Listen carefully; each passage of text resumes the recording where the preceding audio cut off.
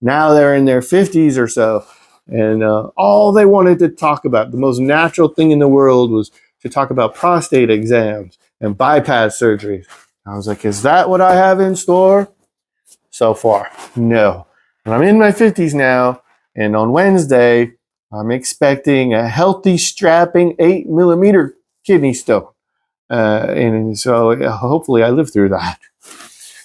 And if I do, I'll get to these books in this project.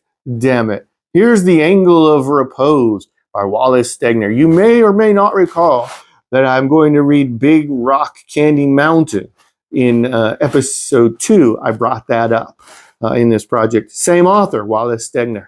But this one is set in the 1970s, 1970. And this is all through North America. I think a lot of it is in California. This one is mentioned. This one is the number 82 on the Modern Library 100 Best Novels. Number 82, not too shabby. Here's one I'm very intrigued with. This is Donna Tartt's The Secret History. Now, these are some college students in Vermont, and they are literate. They talk about literature. They talk about the 12 Caesars and the Great Gatsby and Our Mutual Friend by Charles Dickens.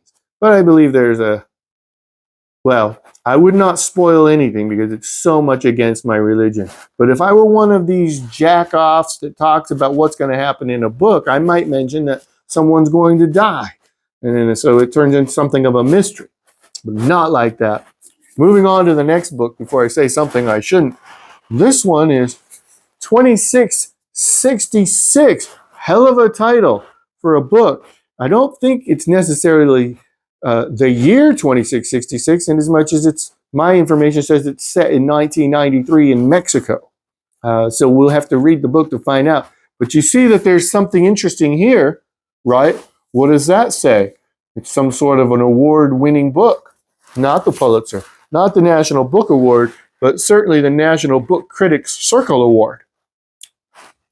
Okay then. Fight Club. Maybe you've heard of the movie.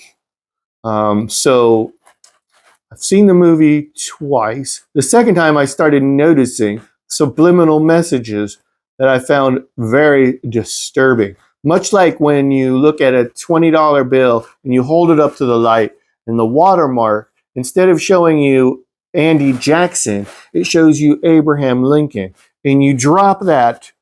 You don't want to touch that because it's practically evil. It's certainly very creepy. Okay, same thing with subliminal messages. Anyway, I'm going to read the book. I have the Easton Press version, which I'll add to my collection when I'm finished. Infinite Jest. Now, this is the mother of this project, isn't it? Part 5 of the project. The biggest book is The Infinite Jest by David Foster Wallace. Possibly he was a genius. I'll find out when I read this. But it's a huge book.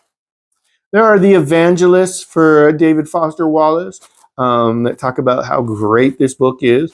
And I think they may derive a little bit of a sadistic pleasure from knowing that most people can't stand this book when they're reading it. Yeah. What else? Here's Startide Rising. Well, this is by David Brin. Now, what's cool is when a science fiction book wins not only the Nebula, but also the Hugo Award. It's happened, I think, 26 times. I've read maybe 18 of those. This will be another one. Startide Rising, set in 2252 in the Uplift universe. And then the final one for the project, and it's a trilogy, and it is also science fiction. Look at that. Now, The Stone Sky is part 3. This is the Broken Earth trilogy. And Stone Sky also won the Hugo and the Nebula. Outstanding. But all 3 of these won the Hugo. They did it in consecutive years, this author, N.K. Jemisin. What an accomplishment. Can't wait to find out if this is so well recognized because it's an interesting story, or if it's just great science, which would make it bit of a drag for me because I'm all about the stories, to tell you the damn truth. But this is set in 22,015 AD. The Earth is known as the Silence, which to me suggests that things haven't gone that well. But 20,000 years from now, what do you expect? That's it. Thank you. Please subscribe, unless you feel like I'm begging you to subscribe, which I would never do, in which case, don't, or whatever. Makes me know, never mind. All right, then. I would tell you what my next video is going to be about, but I don't know myself. Maybe it will be which of these books behind me relied on something in the Bible for part of the premise, or maybe it will be about which books are the most classics of all the classics. Maybe it'll be my 10 favorite Westerns. Who cares? Until we get there, you don't have to answer that.